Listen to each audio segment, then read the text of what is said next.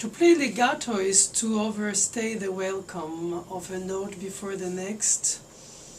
To play legato is to create a sense of length of sound, which continuously intensifies as if magically, instead of decaying, towards the next note. To play legato sometimes is just to breathe the music in terms of organized group of notes, regardless of the tempo. But to play legato, the most important, especially in soft dynamics, is to play deep in the key. And to play deep in the key, quickly deep in the key. And this quick dip in the key in any dynamic marking gives the capacity to the pianist to have a touch control. Would it be as soft, or if it was loud? Of course, physiologically it's impossible to play loud and slow deep, but it's important to play quickly deep, especially when it's soft, dynamic, with straight fingers, which this way precisely play at the slightest dynamic expectation, preferably on the edge of the key.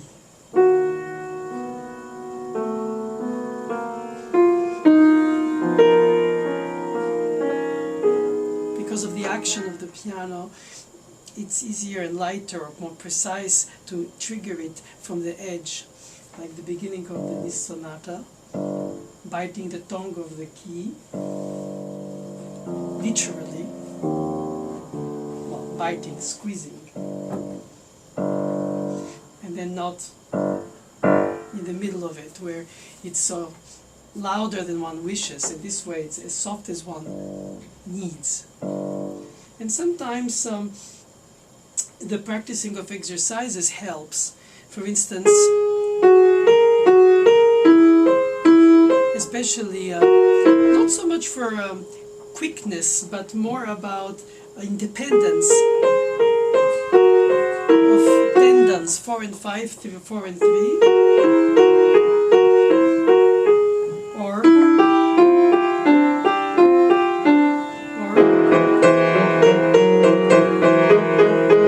but the most important is to keep for the legato the capacity of feeling like a sculptor of the keyboard, as if you carve the phrase.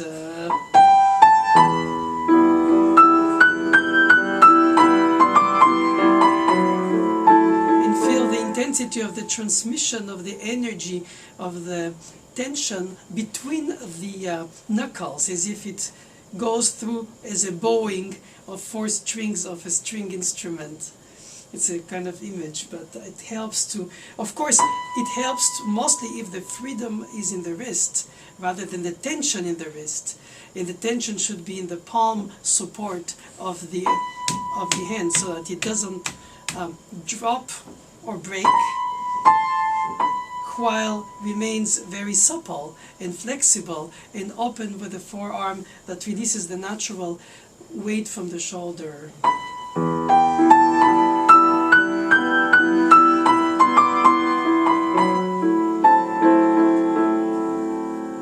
The fact that one should play quickly deep in any dynamic marking, if it's or it's always speaking right away at demand, or perhaps beginning of a Bach Prelude and Fugue.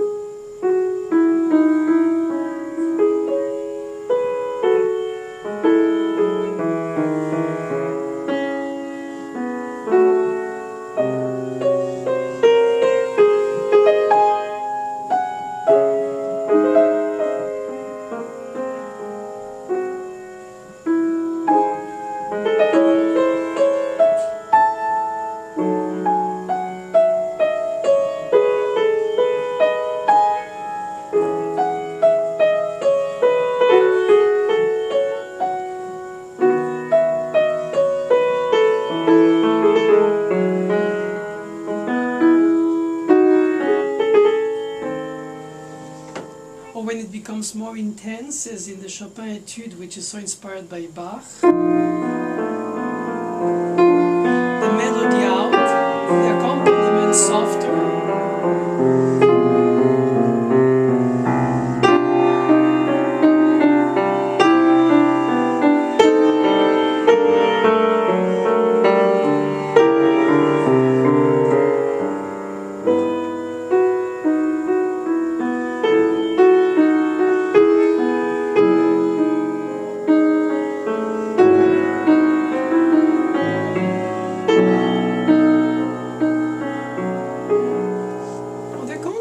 One can brush the keyboard in resonance music that doesn't need the intensity of the melodic movement, more about the meaning of it.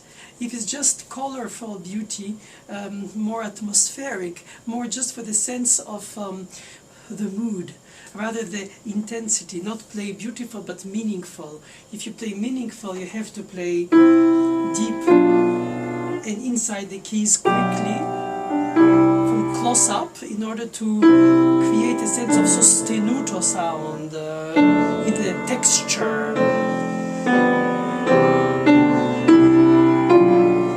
Just like when you play very loud, you don't want to play reactive by the forearm, but you want to play with the capacity of the forearm to sort of like a suspensions on the car, with the wheel, the tires rather, and not.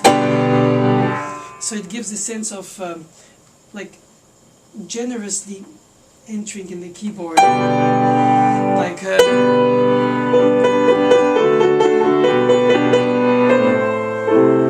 But then if it's really loud.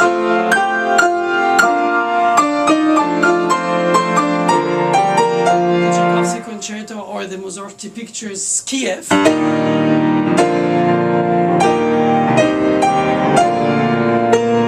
Always have this capacity to continue into the sound once you've entered in the key, and not. So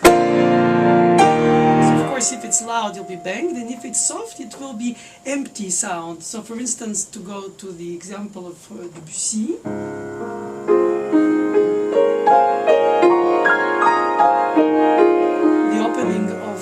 The reflections on water, les reflets dans l'eau.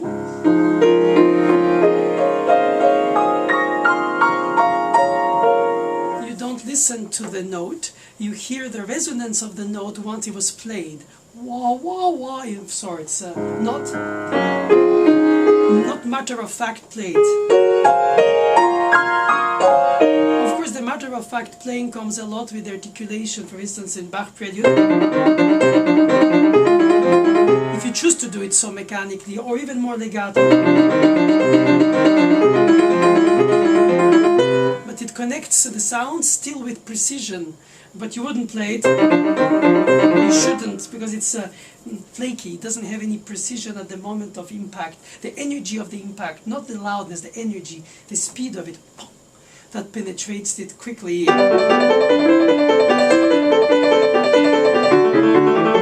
And in slow movement.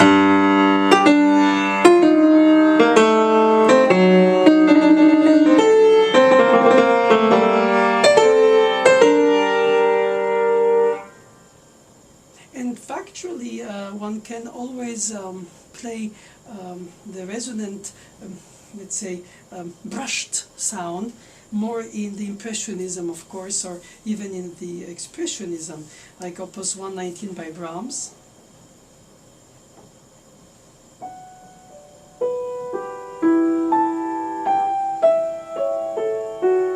Kind of dazed daydream sound. I call it oniric, from oniro, dream, like unreal.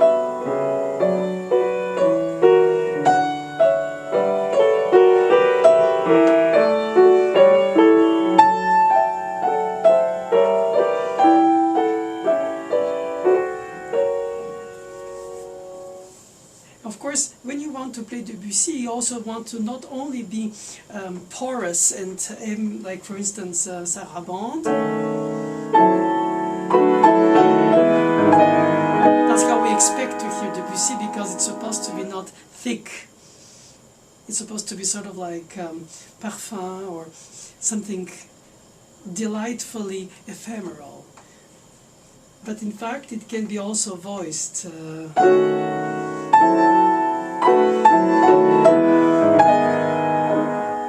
have to choose how much to do that before to become too directive, in the sense of adding a mimic to the leitmotif, which is not a theme, it's just a motivic element. And often in Debussy he uses it as an echo, immediately repeating. It's like echo cell, I like to call it, because it makes the understanding like the aha after you heard the first time. So you play once and he immediately repeats it.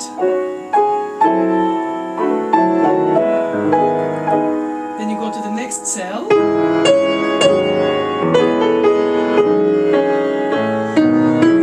And again.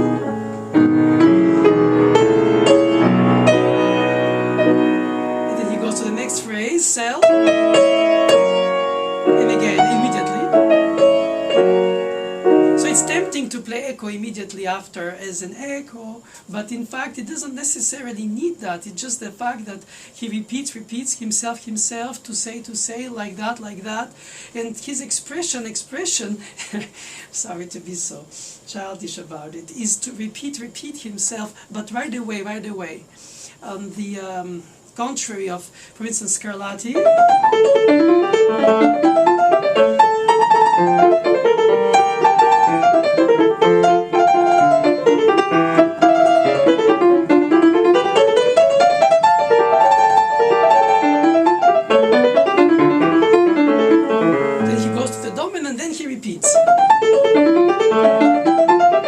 He doesn't do like Debussy, or Debussy doesn't.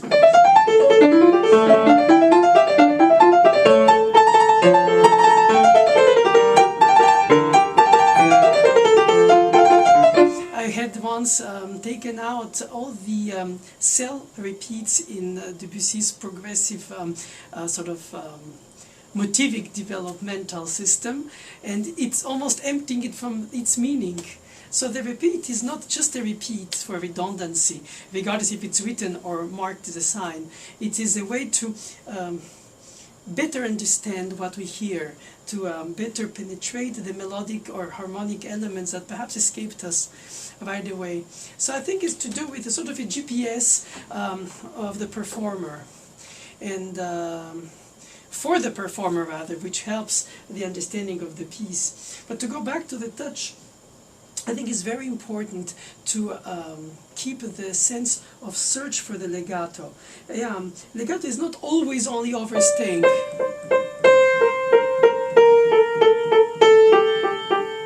And for each articulation, to practice the hold and poke with 3 repeats, to teach in the muscular memory when you leave the note, since you practice always when you play the note. Then you do 1, and then you play it, and you go back to the nucleus level. And so when you play something,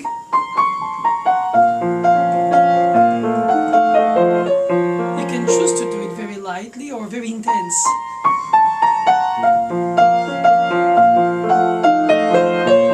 It's more makeup, so to say. Or of course you can also pedal less or pedal more. Of course the pedal is necessarily lifting the 88 dampers on top, and so you have this wah-wah resonance for all, and you have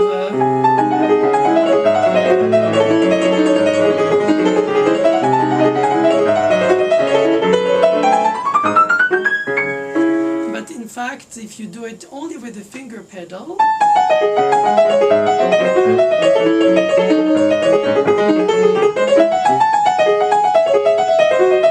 the lingering of the notes are naturally resonating compared to the pedal.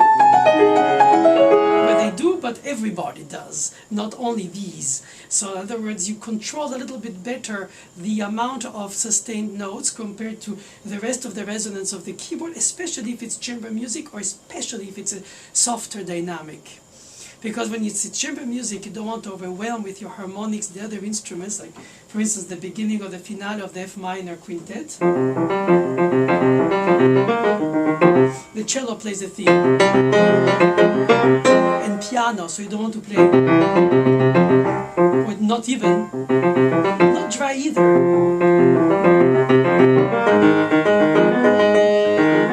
Especially in chamber music, this approach of the keyboard from inside the escapement helps a lot. First, Brahms' Violin Sonata.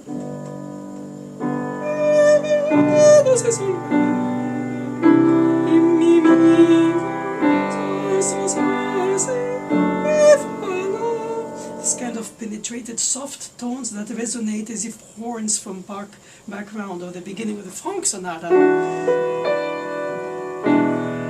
That's the matter-of-fact opening style, or the more daydreamed inside the key.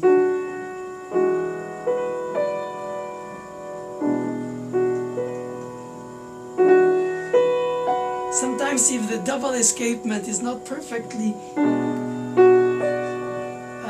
adjusted, it repeats itself. So here, but you try to avoid it. But that's a little price to pay for playing deep and soft and meaningful, and giving a real sound carpet to the chamber musicians with whom you play, because it presents them with the capacity to have this harmonic build-up without to be too loud.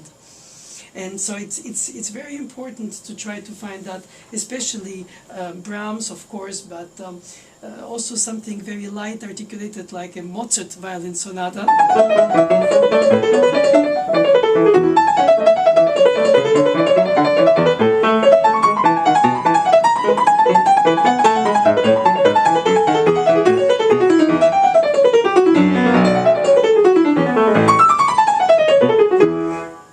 Because it's only with violin than if it was a Mozart concerto, where because you're the soloist, you're supposed to be more extroverted. But Mozart uses the chamber music genre in his chamber projected concerti, so to say.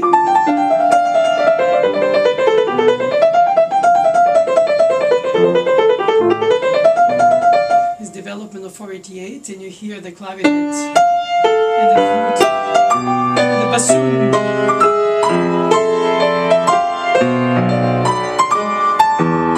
And you play as a pianist. Of course, you're not going to start playing demonstratively.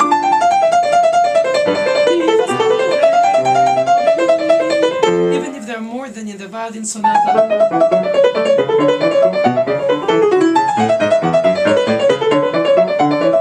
But I think this touch has to be from close-up, and it has to be with air in between the notes. And that air between the notes is what I call the air legato. But everybody calls it what they want. Even in the chromatic fantasy, it's more connected than, or staccato, or very connected, almost glued.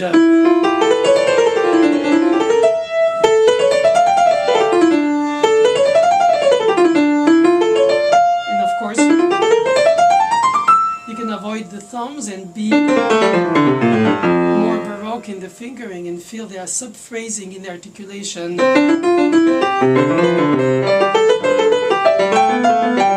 Or more piano-like. It doesn't mean that it's anti-musical to be pianist. You can also be both.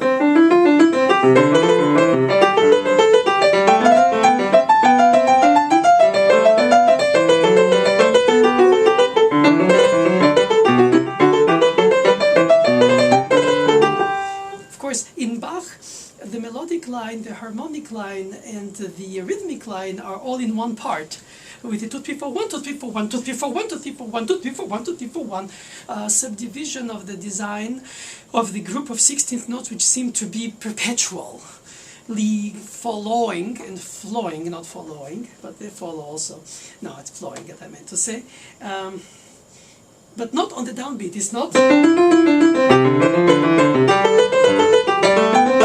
Doesn't fall on the beat, would be dreadfully heavy, and therefore needs to be 1, 2, 3, 4, 1, 2, 3, 4, 1, 2, 3, 4, 1, starts with the 16th note rest, and every second is the first of the next 4 until the first next. So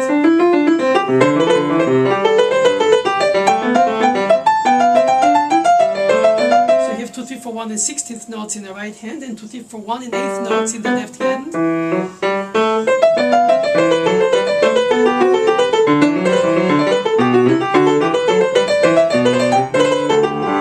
The arrival points are always up, never down.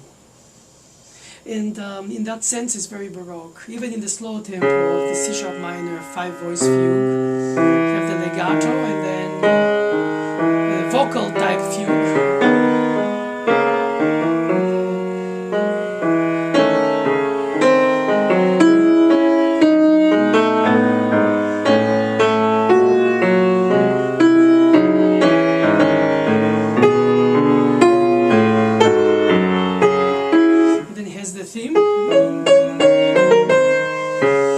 Second or third element, we can call it subject, sort of like snake long, and then at the end they all play together.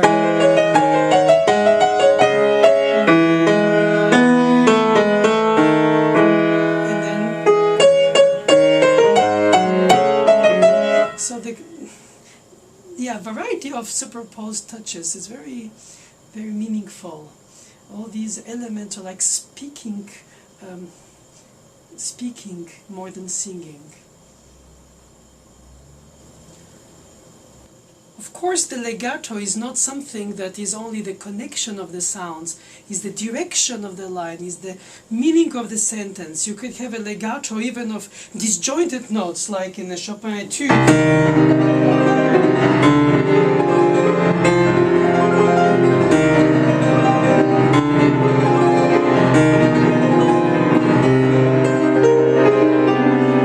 Of sound, or a combination of legato with staccato, like in Mendelssohn's Series Variations.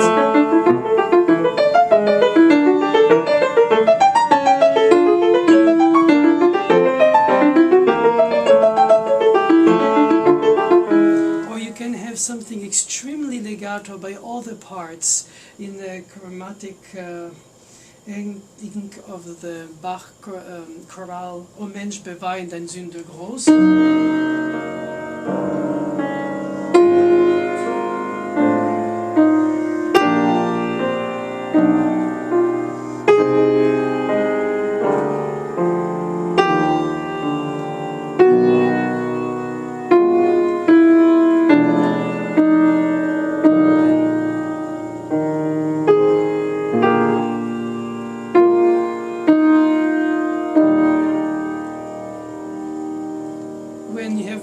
And layering at the same time, and the legato is extremely connected. In the Mendelssohn, so inspired by Bach, same Series Variations, he has a chorale.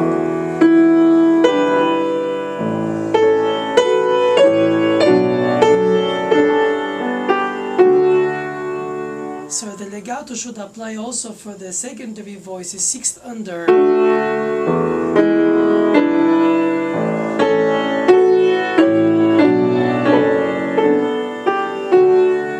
Softer,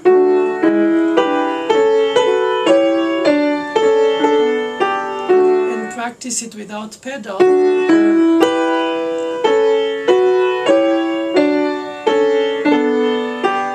and develop a flexibility of the thumb and the other top phalanges when they can bend without only double jointure. For some of students have it, but most of the time it's rigid, and they have to practice like scales with thumb movements that allow to do almost like a one-finger substitution of sorts. Of course, modern pianos are better regulated than most of the World War II time pianists who used a lot of substitutions because of the pianos that didn't have this connection naturally. In the concert halls today, the pianos are better, and most pianists play parallel fingers, like 5, 5, 5, 5 with pedal. They wouldn't do 5, 4, 5, 4, and the thumb sliding, like almost lobster of sorts.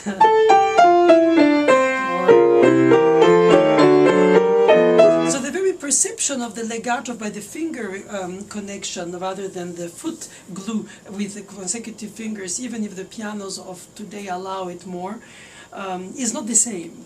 It's really in the industry of making that you feel that, rather than only in the production of the ear. And I think in chamber music it's even more effective because you always need to have the intensity without the weight, like some sort of a transparency in the intensity, so that the other instruments don't feel the piano overwhelms them with the symphonic texture, which most of the chamber music with piano, the piano part is. But then you also have the capacity of finding these resonant sounds, as I mentioned earlier, in French Impressionist music, like in Ravel, Valse Noble. You feel almost like fa re sol do, like a word, imaginary word.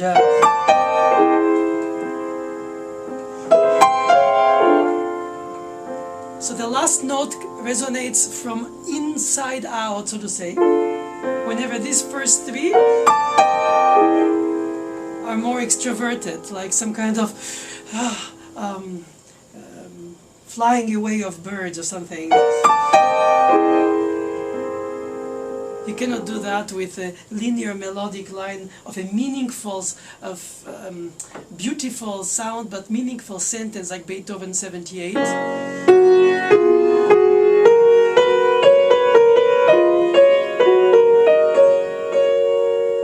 Stay a sentence, and then you, after you spoke there, you sing. So you could have this kind of softer touch for the legato, and hear the intense. And if it's softer dynamic, you still play with intensity and speed down the key. Or in the slow movement of a lyrical singing, articulated but very ornamented genre as the slow movement of the first concerto by Beethoven. The long C, and then 4 DCBA that come after the decay of the C that you have to pick up at the level where it arrived, and then rise it again to the second beat's high note, which is D, after the first was C, but on a long run, so you have to keep it in mind, like in Bach's second partita.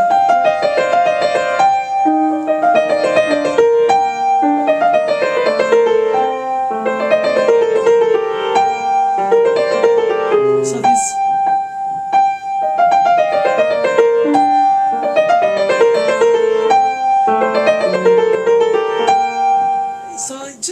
about the fact that connections are not always held notes. There are sometimes projected notes whose resonance will decay until you pick it again, and so you create an illusion of length of sound if it's an extremely slow tempo, if it is your choice as well. But sometimes you can be slow without to be almost stagnant, rather moving slow.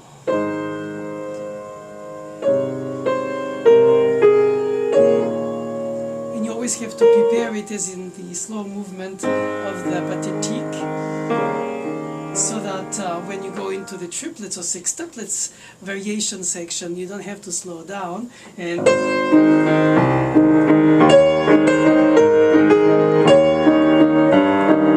the concerto by Beethoven, or when it comes in the parallel section of the pathétique slow movement, sextuplets.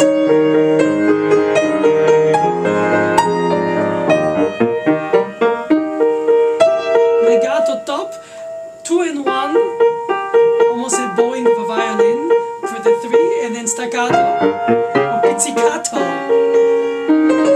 in the cello at the same time. So it's not like, it's almost like Mendelssohn.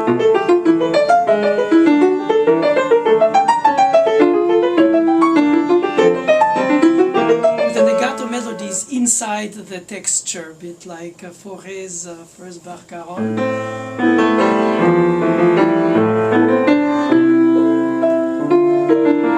Sorry.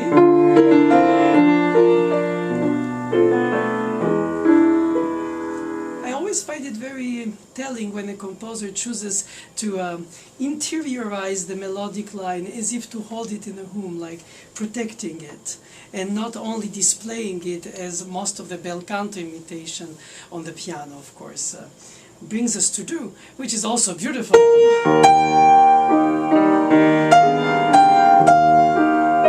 Had it been?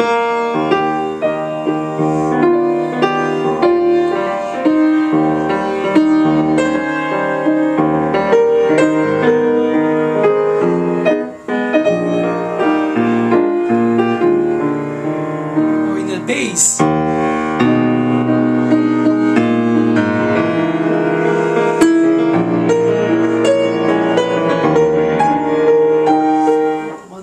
Dream. But the fact is that the music comes as the composer chose it, and we have to highlight it and bring it to what we think it meant. And sometimes we have this idle situation like the Passionata slow movement,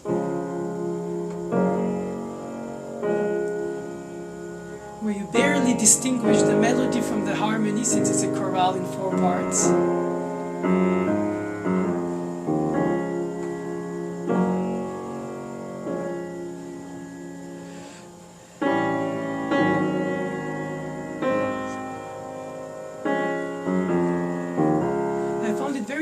When a pianist is free enough to breathe beyond the metronomic expectation of the real count, and despite of the intensity and the emotion of the stage presence, not to mention fright, if it is, but if it's dominated by the music itself, then it's okay. Naturally, it has to be. But at some point, we are overtaken as performers by the emotion, or perhaps sometimes just the distraction. Be it as it is, imagine you start in a concert, and all of a sudden, some notes stick out louder than you wanted. Of course, that happens all the time. We have to always think about the weight we're going to put for the speed of depression of the keys, and not keep the tension of the fingers while holding the chord, but relaxing it so we can feel it. We cannot show it, because demonstrating it with the upper wrist would be an exaggeration. But in fact, it's just a relaxation of the tendon and the tension of the tendon according to the moment of impact, which is tense, and relaxed once you hold it only by the tips that hold it like magnets or tips of darts. So then you relax the wrist, and you can go down with straight fingers supported by the palm like forks from close up, and play inside the under escapement, exactly like you would do if you were to play it forte, minus the weight from the forearm. Only the depression of the key down from the knuckle to tip direct. Then of course you have to choose how much you voice and which one you voice. Sometimes for amusing situations, I'm always trying to relax the atmosphere when a student is very panicked by the opening of the sonata in C major by Beethoven. Speaking of voicings, because one always plays too fast those 16th notes because one is fearing the thirds, and usually one does that, right? And I like to imagine that if we had creative voicing, we'll take time to organize it, we could imagine hearing, which is virtually not written, because it's not, it's be it voiced, or, but it's kind of sometimes fun to even play a little bit more than necessary with the voicing creatively. It's almost funny. I don't advocate that for performing, but in this case, none of them should be more really louder than the other. It could be F, G, F, but in fact they're all in one.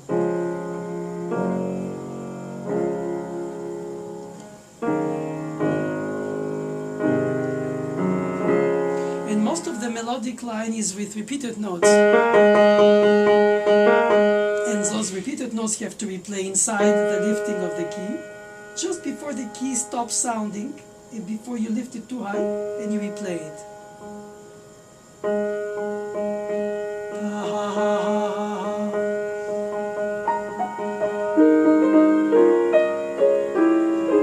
This control of the touch to replay inside the repeated note is inside the lifting, halfway or 2/3 of the lifting of the key according to the action of the instrument, is probably the most valuable system, especially if you want to play melodically repeated notes. It becomes different from, even if you try, from above the key you hear the articulation, like the tonguing in the flute or the wind instrument, or this pronunciation of the syllable sh in the, sorry, the consonant I meant, in the singing, and then it's all like.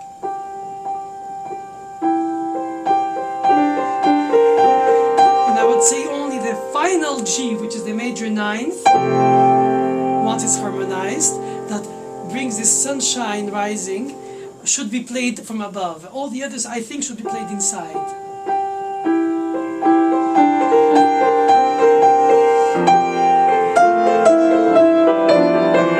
Like sol, fa, mi, re, do, mi. Of course, it's more expressive if you can play each more, but then it becomes an expression of inflation of expression.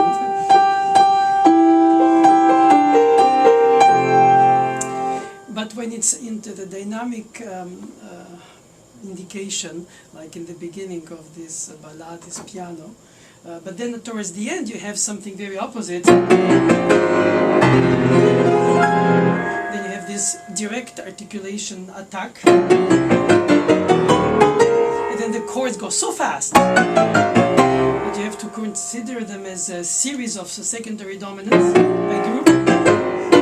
So you should practice them as a legato, paradoxically, not because it's to be performed legato, but in order to keep the connection, magnetic connection between the skin and the ivory, or the tip of the finger and the plastic if it is.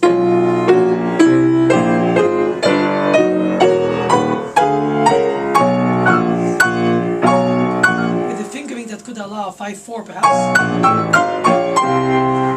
Of course, it's more natural to practice it legato if it's the beginning of the Barcarolle by Chopin.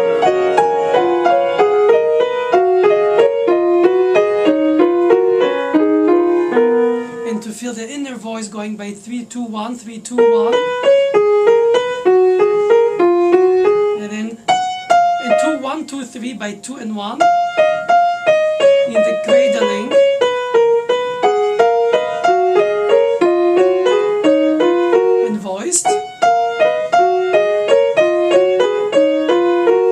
And it allows for perhaps even more voiced.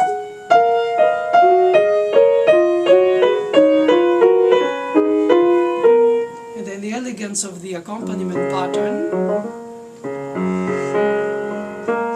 To have the 3/4 hemiola.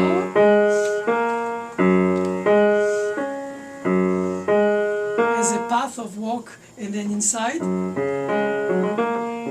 Slightly air legato, the passing tones.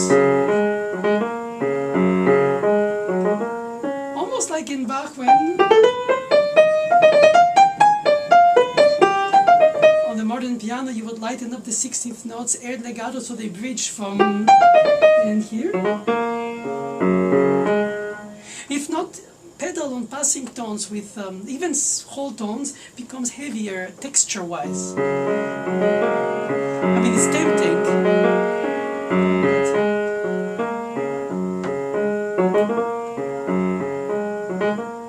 So you have several levels of legato: the connected, the air, and then the hemiola of the 3/4 notes over the 6/8 notes. So you feel this feeling of cradling on the gondola, of the Barcarolle.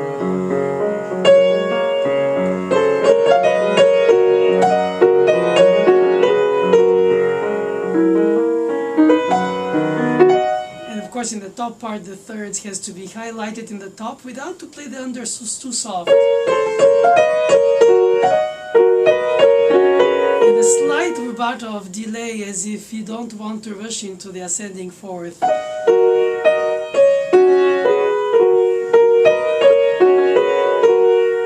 And if you diminish the first phrases, total musicianship talks to you intuitively, and the legato helps. Then you have to do 5 of 4 secondary dominant, like sticks in the middle of the E, to pick up again to the 4th degree, instead of sustaining it without diminishing the melody to allow the E natural to pass. In which case you would play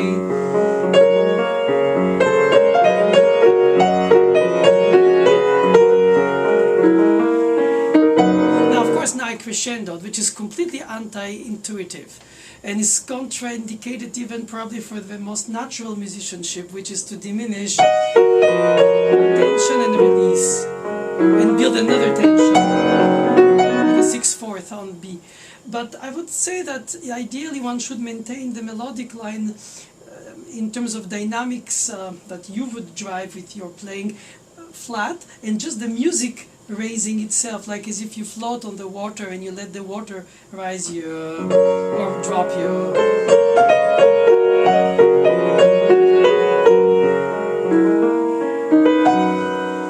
Now naturally the difficulty of maintaining a phrase that is legato without a sort of a roller coaster drop and down, drop and rise rather than down, sorry. It's the problem, because if you're too distant, you appear aloof and not involved, as the music probably talks to you to be. And then if you only follow each wave, you feel like you cannot control the more control, or even visualize the larger image, the GPS view, so to say, the map or the structure. I know in pieces which are extremely emotional about what they are supposed to represent, like A Boat on the Ocean by Ravel, we have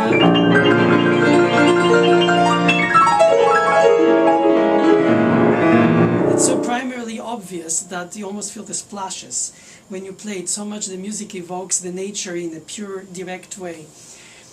Whenever you hear the splashes of the water of the barcarolle of Chopin, I think it's more intellectual. You're more there for a song. Compared to Beethoven, which has no rhythm to be cradling, but the melody is a statement. And then you sing with its own way of cradling.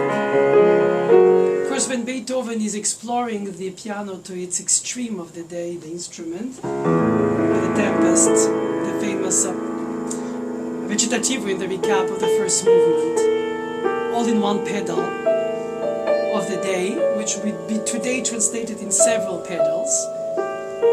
But if we want to be literal translator or literary translator, I would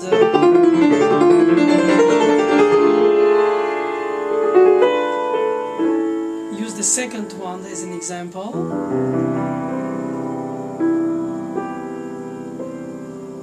Where he's in the mists and he wants to suggest a legato, but very porous.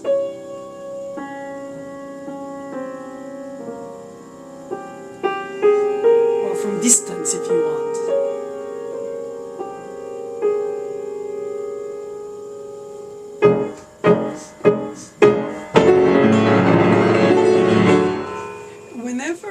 He wants to be eloquent in a very operatic sense. He's like a slow movement of the third concerto.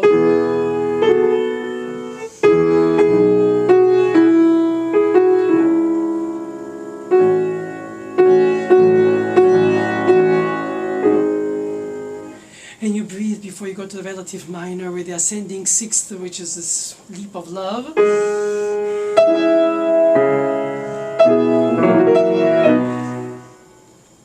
And Rachmaninoff, who loves this key to imitate himself in C minor concerto as E major second movement,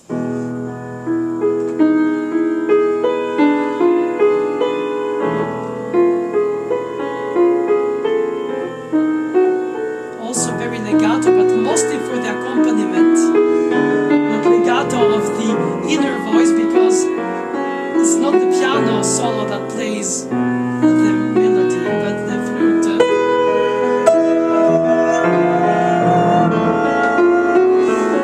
Whenever in the Beethoven is you, the soloist yourself.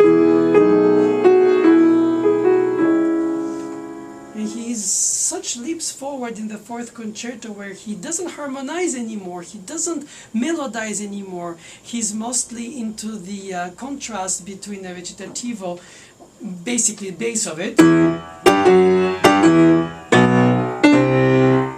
and a chorale of pleading.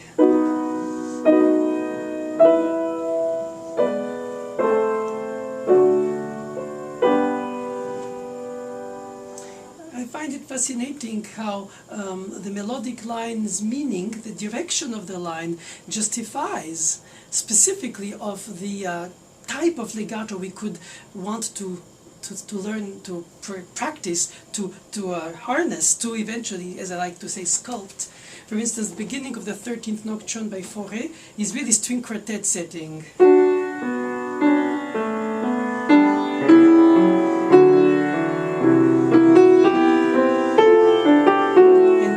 In the middle, with all the voices almost in seconds. If they're not voiced, they sound dissonant, which they are, meaning unresolved, and at the same time suspended. But if you play, so you follow the two, the softer bottom and then the third in syncopation and the bass entering.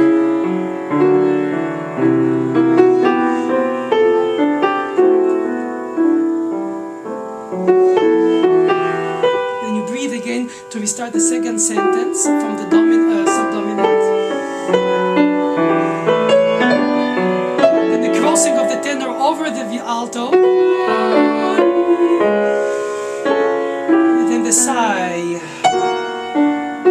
of the dropping of the octave. And then only step motion.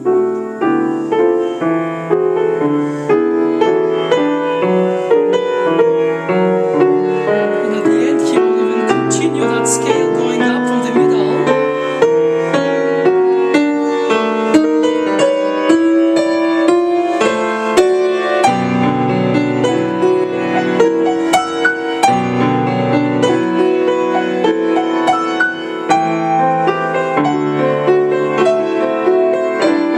And not dropping the intensity until it resolves.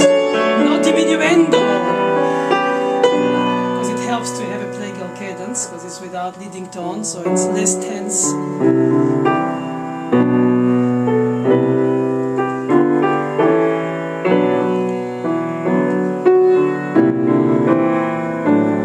It's like prism, whichever way you look at it, the light goes through the glass doors of it, you realize different enlightenings.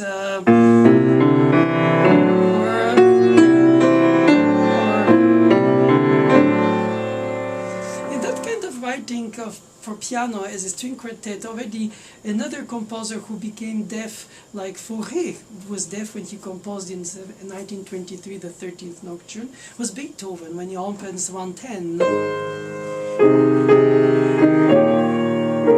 There we go again, a string quartet texture, at the same time melodic but with repeated notes, which is anti-melodic by itself. It should be...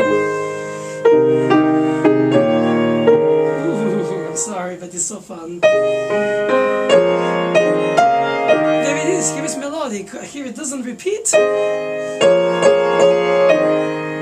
he chooses where to repeat the notes in order to allow, when they open to the major sixth, to be really breathing. So that's incredibly important to maintain it austerely repeated,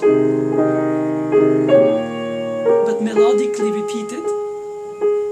Inside the key lifting and not ta ta ta ta ba ta ha ha ha. Be aware of the cello compared to the first violin going in opposite direction, which will become the fugue at the end of this ascension by step, going up in thirds and dropping and then fourths up. So very austere opening, exactly like Fugue. In that sense, they just wrote pure music for a piano piece in the beginning, in the sense of voice-led quartet, or perhaps a vocal quartet in the cases of Bach fugues. And it becomes a very interesting element of length of sound, because then when in Beethoven's, after the introduction, he starts an aria version with accompaniment.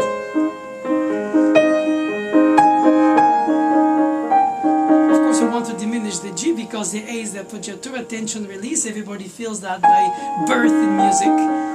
But if you want to really start becoming a musician in a certain sort of learned sense of the word, you have to learn how to bridge it and not diminish it.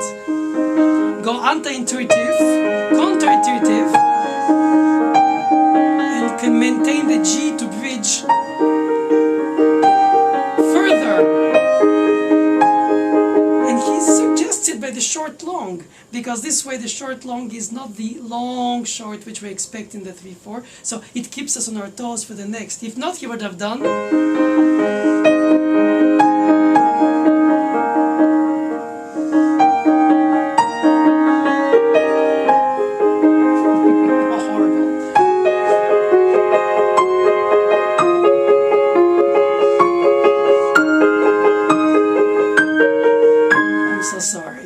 it's just to prove why it's beautifully not that. Brilliantly not that.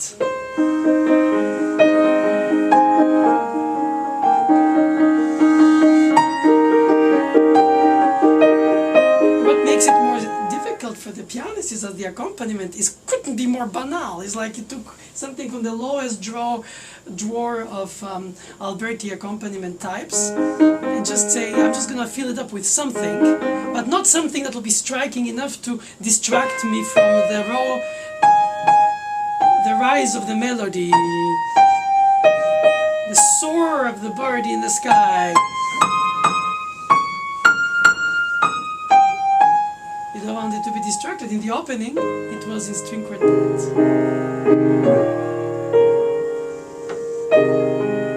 And when it will be at the end of the fugue, when he really reaches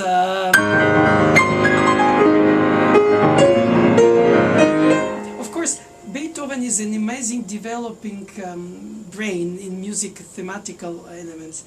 Everything is developed, organized, and chopped, and then cooked, and then risen to the highest capacity, even if the melodic line by itself is very simple, in the sense obvious rather than simple. I confuse the terms, but I mean obvious in the sense of obvious beauty, rather than something tortured or circumvoluted like Bach's chromatic fantasy subject,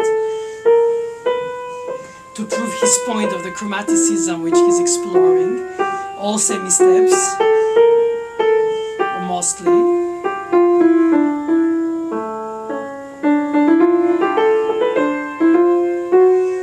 Or the subject of the F minor Book 1, which naturally on the modern piano I feel is legato, with length of sound, and then the contra subject in the moving 16th notes, air legato.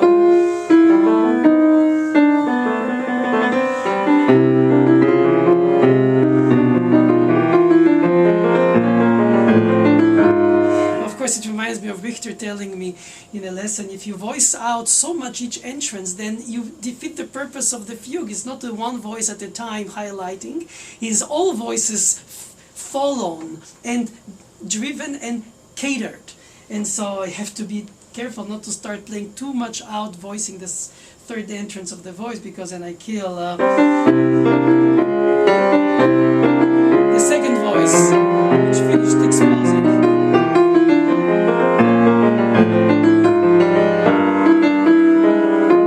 But then the problem with the piano is that since it's a rich instrument in harmonics, immediately it bubbles up and becomes busy at the very opening. We have still 4 pages to go almost. And it's a question of finding lighter textures of legato, like air legato, to contrast of the entrance of the subject.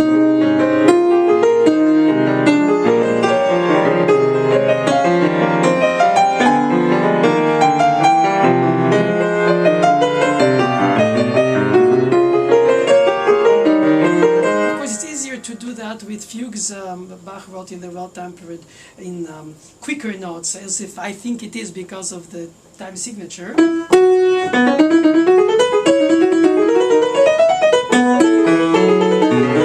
Of course, we feel that we have to be playing that like that, but perhaps it was, which I don't believe.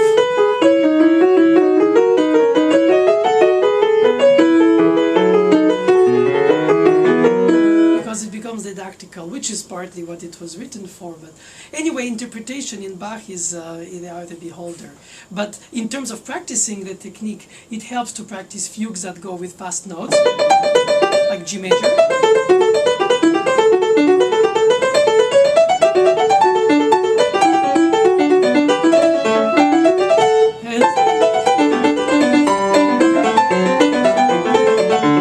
It's very exciting to play because the industry of playing it is fun. You lift the fingers, you articulate. It's not a question of repeating the note under the key as full lifting and all that. It's less of this. In G sharp minor, yes.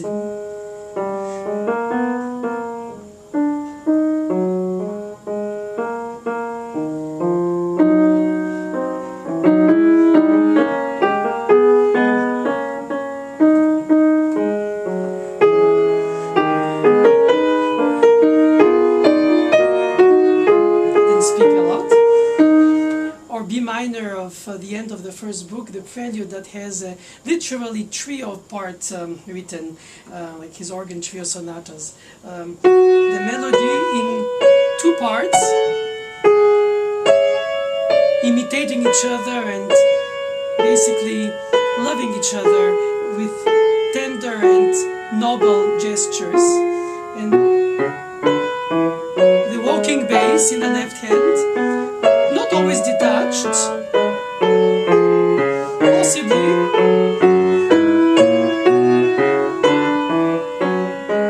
the genre of the trio sonata could have been two oboes and cello.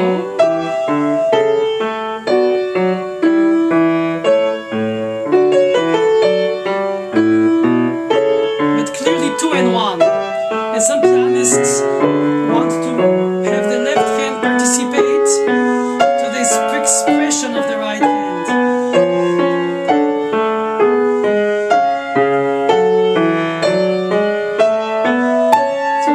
Scales become another element of the right hand's imitations. Who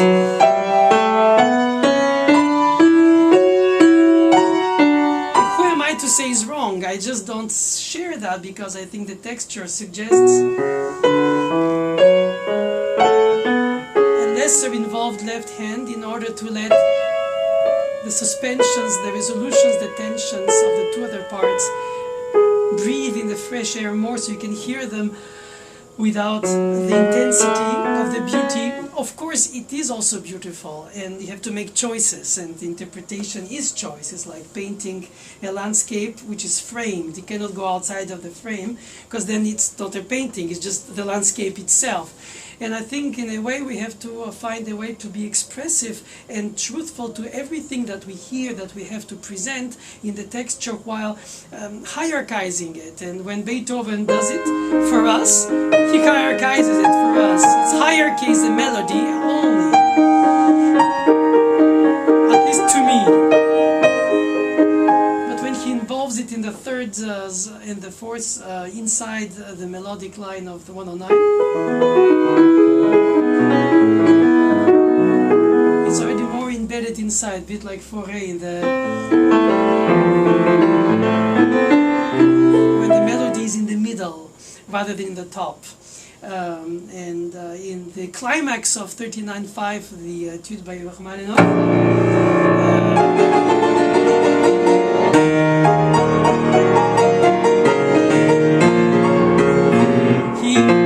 sorry for that slip. middle, in the low middle even, instead of going dubbing it all at the moment of the climax. So composers choose to embed it inside, to put it in the womb of the music, and then you feel like you have to be very careful about how you're going to display it as it goes. In the opening introduction of this Ravel Valse noble et sentimentale, you have this kind of burst and drop, almost to prepare you in the introduction for the waltz to come, the last waltz, and then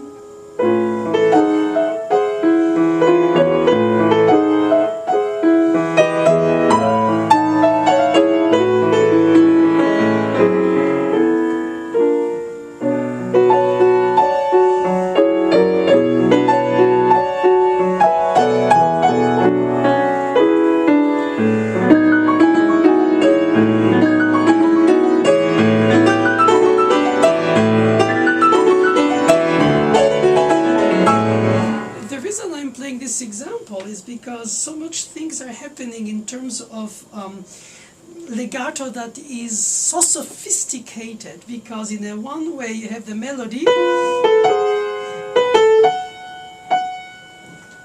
and then the second F comes after the rest, after the draw, the throw of the upper sixth, and then less.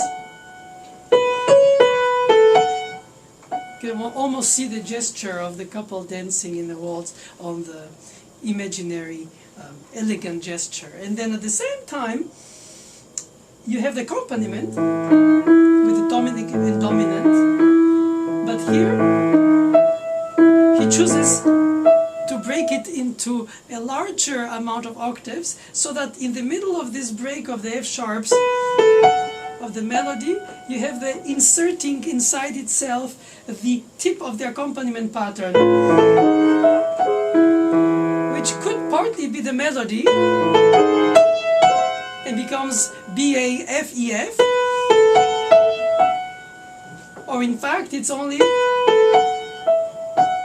and the E is part of the accompaniment that rises high enough to just insert itself between the break and the breath of the repeated note of the melody. So if you do it obviously, it sounds, and if you do it like written, you don't hear it enough. It's either a gap between the Fs, either an F and a gap inserted in E, which comes from the E's.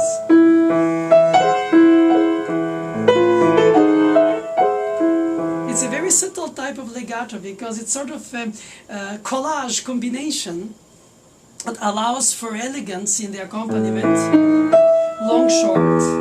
You can feel the cradling, and then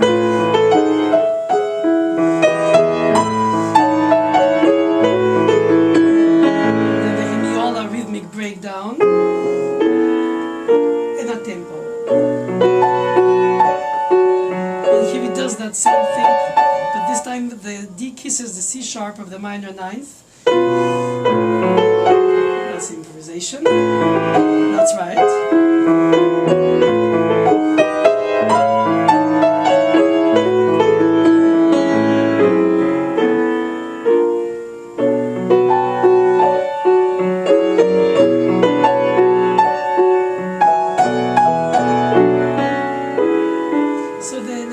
Are so many, between the very long to the very intense,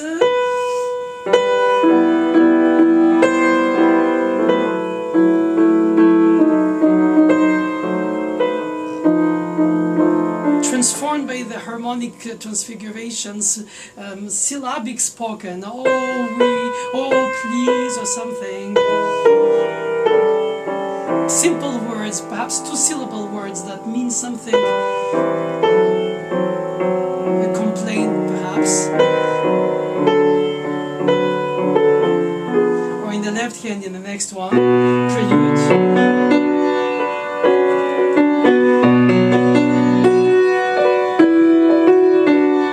And the ostinato.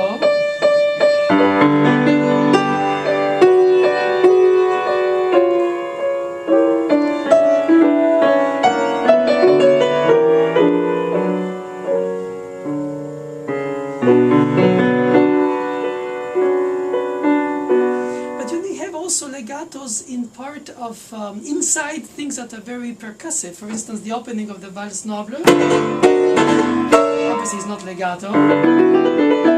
This emergence of the middle voice, in large values.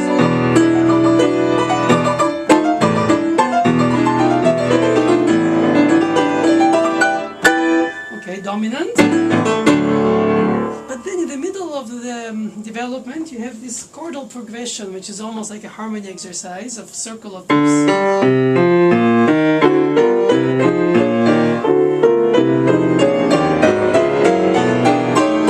Which is so legato inside something so pounded in terms of chordal, jazzy because of ninths and sevenths.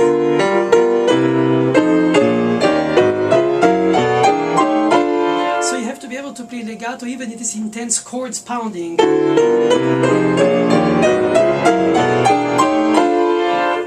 Reminds me of my teacher, Mademoiselle Boulanger, asking me to play for her my 4-part daily harmony exercise as a piece of music with common notes not repeating, legato for the passing tones.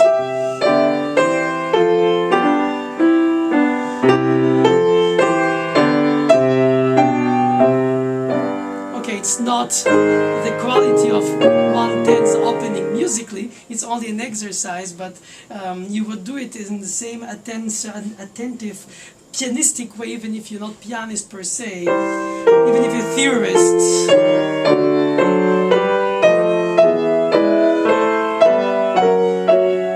The different harmonic progressions of the page 65 of the Dubois book we used to study.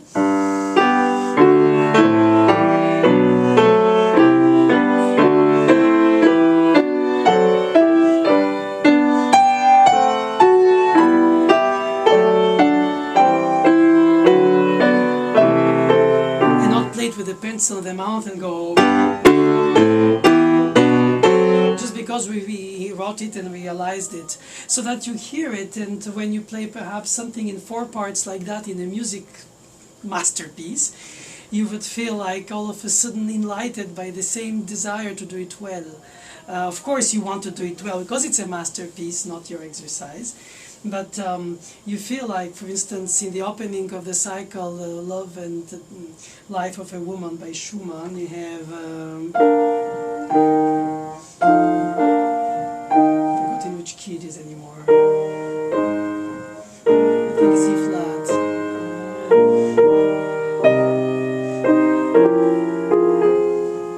Perhaps it's not, but anyway, it is a string quartet with breath inside, breathing between the sections. The introduction of the piano and the conclusion goes like that. And the fact is that you have to be able to play on the piano string quartet texture pianistically, pedaled and all, but it has to be heard and voiced and felt and fallen, mostly fallen. Yeah, it's so many thoughts come to mind. The Ave Verum by Bird, which obviously is not a piano piece.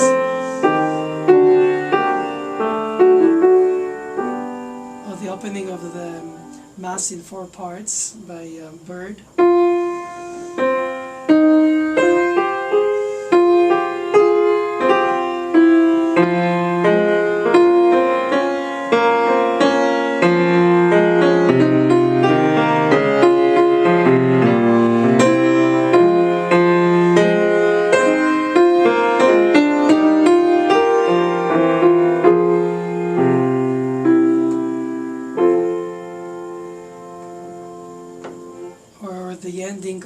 Schumann's Kinderscenen. The poet speaks as he writes.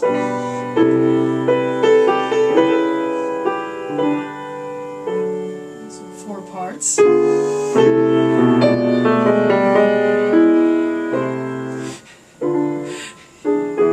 With the sighs and the breaths, like in the cycle. And the very light, featherly air legato in Mozart's C minor concerto scales for the development ending.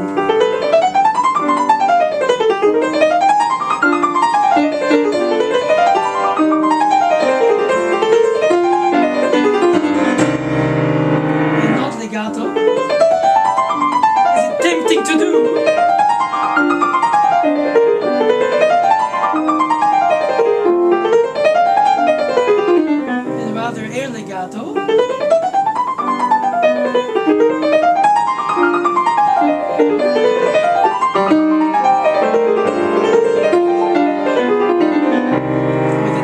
Concerto, this industrious moment in the beginning after the introduction where the piano plays the original theme.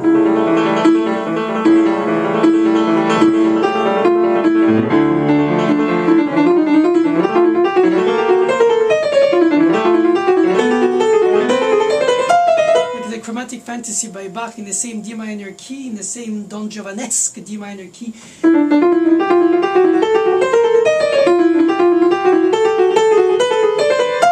Highlighting of the appoggiaturas, it becomes your driven forward, leaning forward, magnetically driven, and held by the short glissandi of the bass, which is originally the double bass. And inside you have the legato. Neighboring tones which are embedded. So you have to voice the first and then softer this and this, scaring and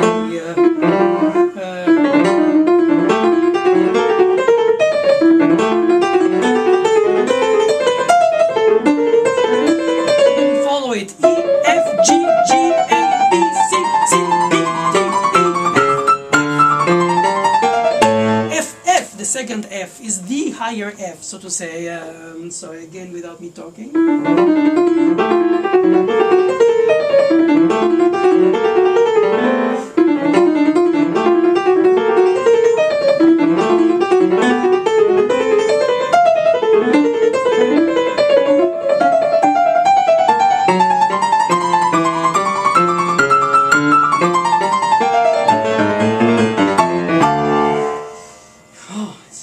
Better to talk through the fingers than with the mouth anyway. When he's into the third movement in the same concerto, which he played in February of 1785 without rehearsal and without even running through once the last movement. Well, anyway, that's another story about the preparation and the knowledge of the skills of the day they had, or it would have been all bad, which is impossible, obviously, because they would have known that. But anyway, the skills were different and the musicianship was different, but nevertheless, the example here is for the legato as we're speaking about today.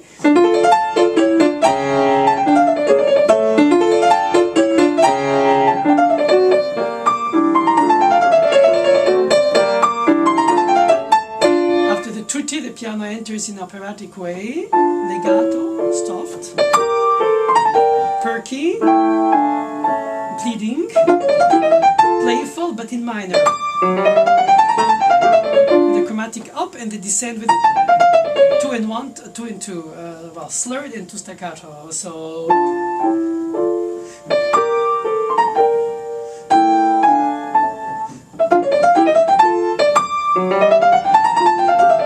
what connects all these different subphrasings and textures and moods and sort of commedia dell'arte contrasting Don Giovanesque situations is the rests, are the rests. The rests are the ones here, here, here, and each rest calls for something more. In the development is a dialogue with the flute and the bassoon.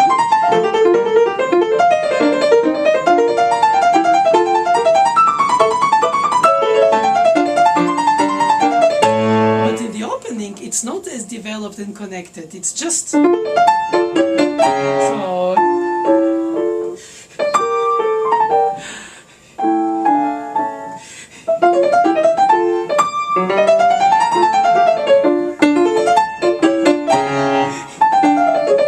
And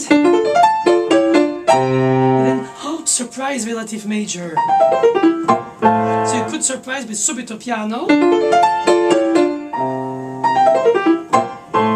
Surprised by delaying it. Then going piano in major because you've surprised by the new change of tonality that is purposely made there to change the mood in a fraction of a second. hear Mozart in Amadeus laughing, like he played a trick on us with the F major revival. Beethoven in the sonata in D minor, D major. Before the development, he has just a fermata and he goes. I can see him also laughing there, like Haydnesque irony and humor to surprise us. And sometimes you surprise with the oh, or sometimes with the like in Mozart's. Beethoven in this case, unannounced, even if the A is the leading tone potentially of B flat major when you're in D minor, but in this case, hello,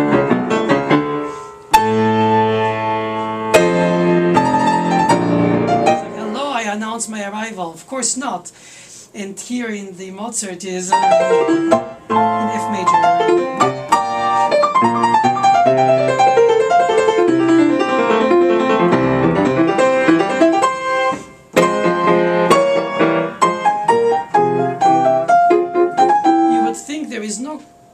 To speak of legato in this section because it's so chopped by the articulation or the demand of it by the composer. I personally think that it's more legato than some legatos because of the highlighted note that you have to follow through. It just has more downbeat chutzpah.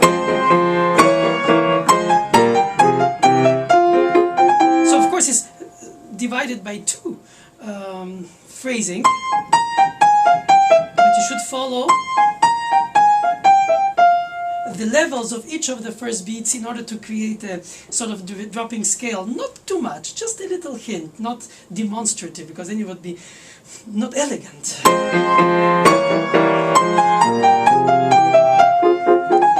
If not, it will become.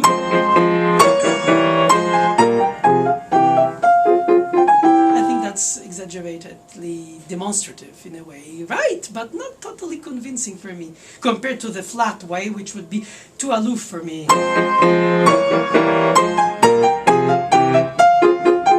of course for some this is even better, because it's just the simple truth, and sometimes it's better to also not overcrowd the expression with one's own elements of responding to it, like, oh yes, he's so cute, oh yes, he's so beautiful. That's very difficult to manage when you're so driven in the piece. And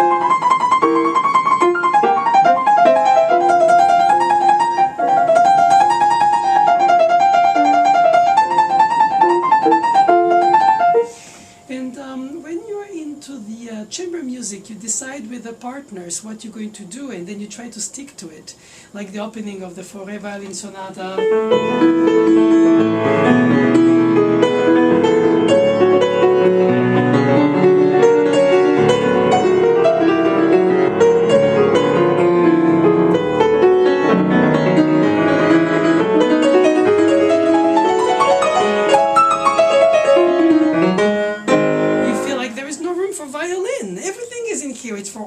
For symphony, it has every part possibly in the piano part. Violin hasn't even started.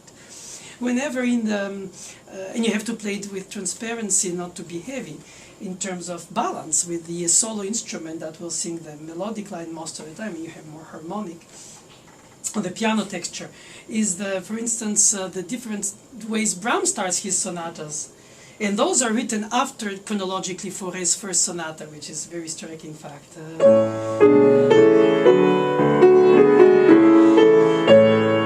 It's like inviting the violin.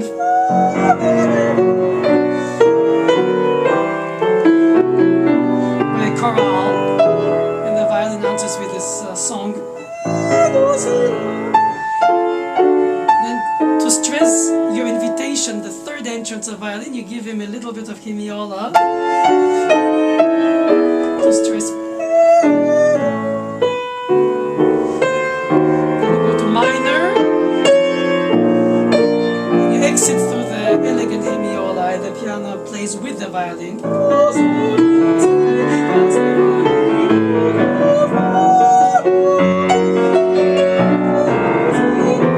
I mean, obviously it's a symphony. with two instruments, of which the piano plays 3/4 of the elements, but should play them with this kind of transparency that doesn't overwhelm the violin. And in the Fauré opening is almost full blooming already, compared to the second sonata by Brahms. In the first sonata, it's more difficult.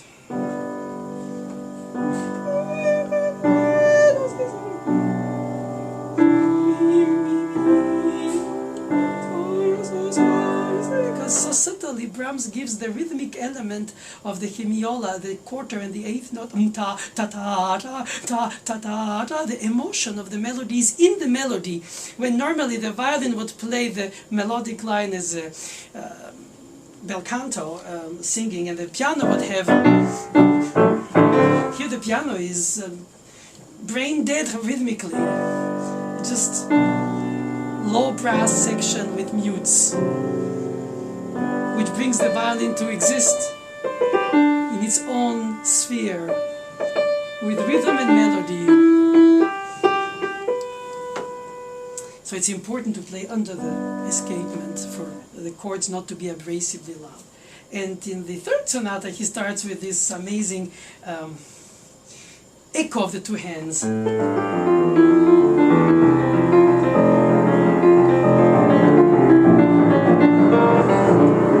So creating a sense of fleeing motion in canon, and you don't hear it so clearly because the violin is there, re, do, si, do, la, in the high register, shining under the sun, and you're in the shadow.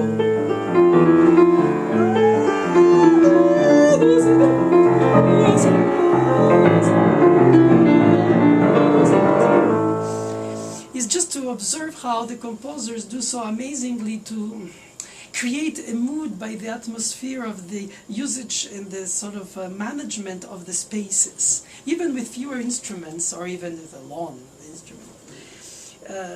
Yeah, and that creates also a sense of search. What kind of legato will I play? Is it too misty, or do I want to be with more focus? Do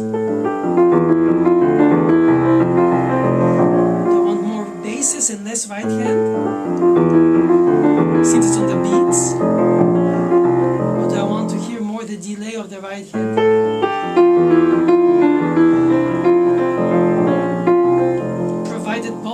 Hands are under the violin's shining melody. It's only later that the piano has the tutti section with the same theme.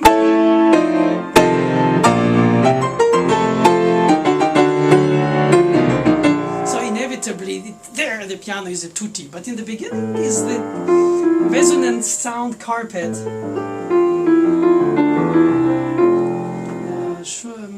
Franck uses the invitation through the chord of the dominant in its positions.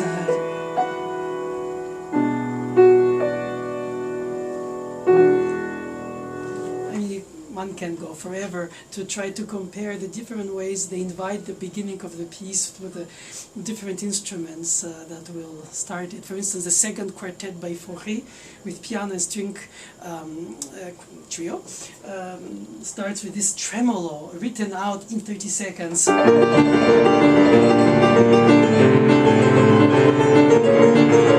And in unison, the three string instruments sing the theme. So it's clearly defined that the piano is the harp or the drums, the turmoil of the soul, and then the violins, the viola, the cello, the chorale. But in unison, so it gives a sense of unicity and intensity and bareness almost, and the piano is more of a shaking ground.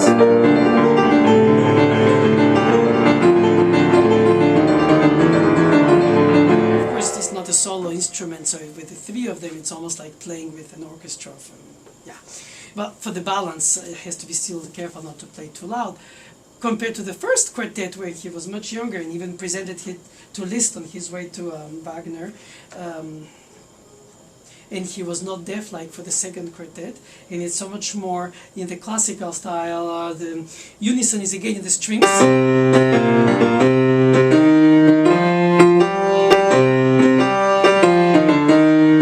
The decisive dotted rhythm, and the piano plays the harmonies offbeat. The second quartet.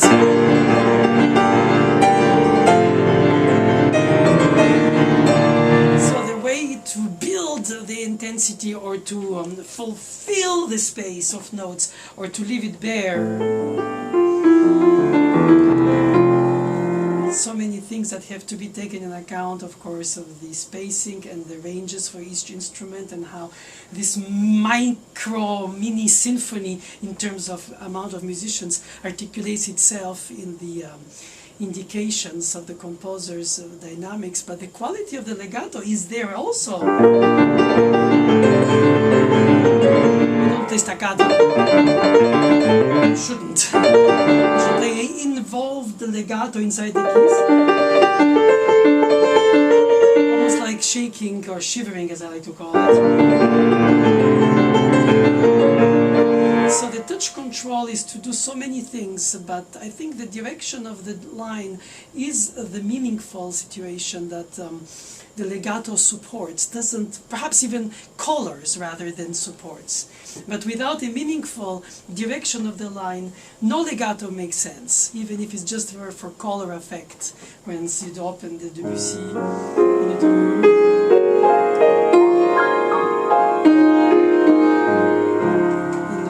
on water. Okay, you hear this La Famille, me too. It emerges out of the branches of all these chords. It's also embedded inside, and it's not meant to be loud, except at the end when you hear it.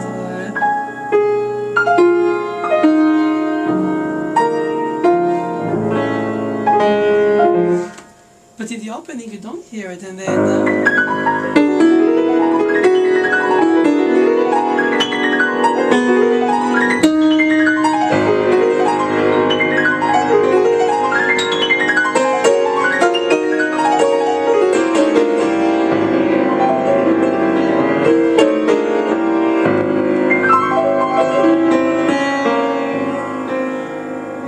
Debussy's ecosystem.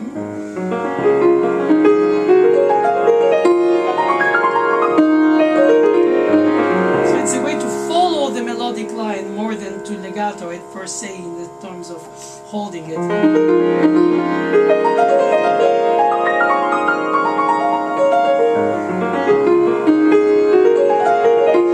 Ultimately, I'm convinced that every pianist legato is sort of the signature of their playing, the quality of their tips, not only physically, but how they organize it. A bit like a singer's timbre is recognizable, Pavarotti from another tenor, and you know it by hearing it. Sometimes you hear Glenn Gould's first note on the radio and you know it's him. Some are more signed than others, or more distinguishable because of that. But I think it's something that everybody has to try to find, not to be different from the others per se, but in order to find what is the meaning of the piece for me, how will I transmit it, and find the quality of the legato that will be the most natural, and the one I can practice to try to achieve regardless of the complexity.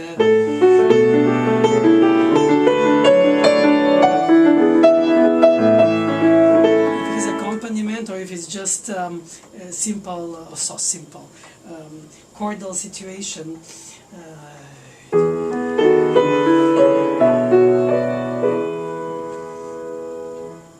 Or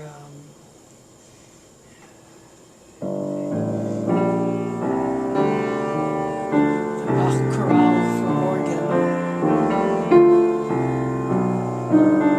Two voices in imitation, bass in motion, and the chorale expressively outlining the music.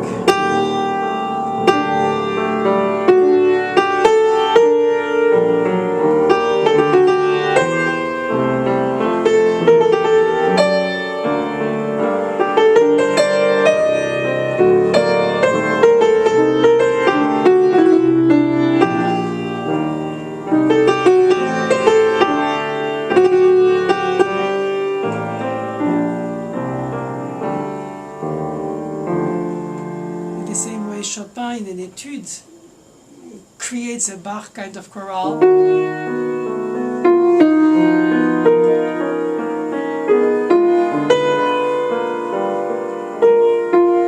With moving parts in the shadow, and a melodic bass and an expressive melody.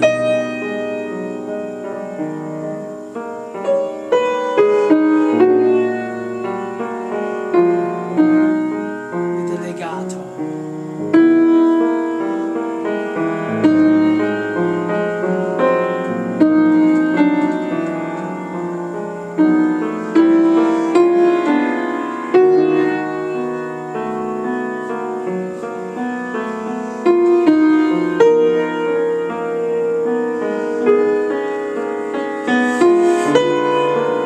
Of the middle voice, rubato engine,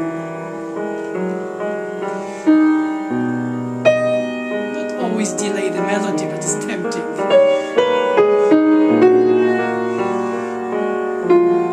If not, it makes it sound like corto every bar, which is good, but not every bar.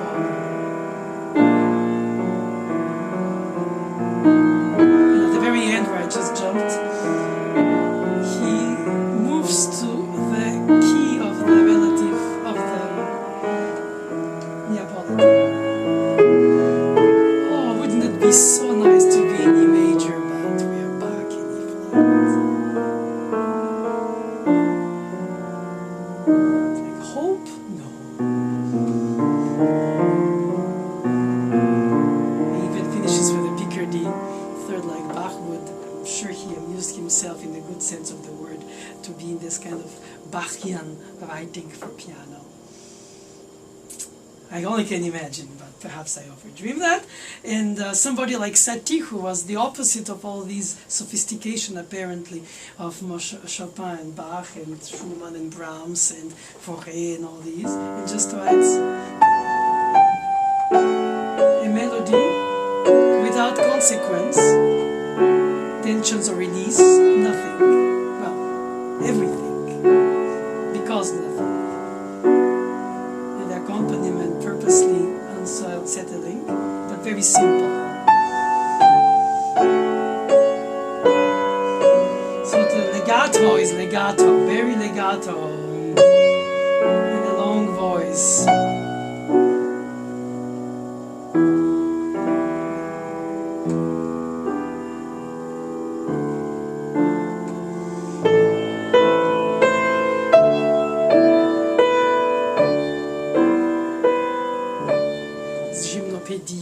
A bit mysterious and simple, perhaps because of that, or because it needs to be simple to be mysterious. All these legato things.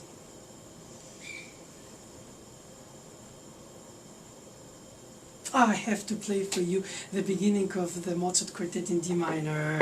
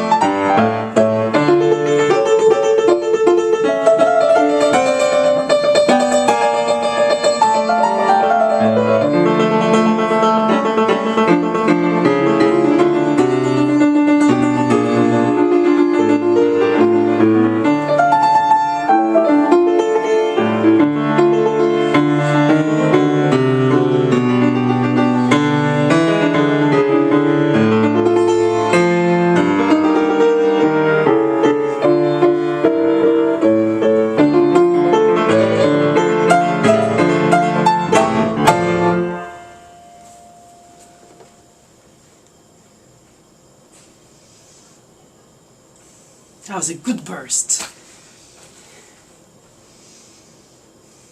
Wish he wrote it for piano. Oh, thank you.